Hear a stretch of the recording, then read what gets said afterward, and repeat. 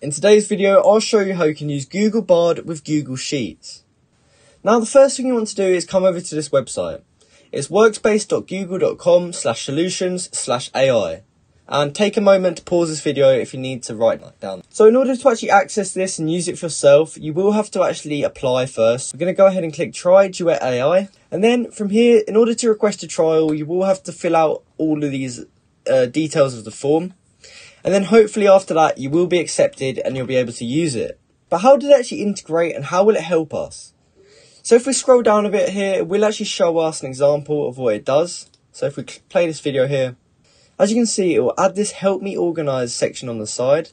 And you can type in something like this: agenda for one-day exclusive briefing event with session descriptions and status. And then you simply ask the AI to create for you.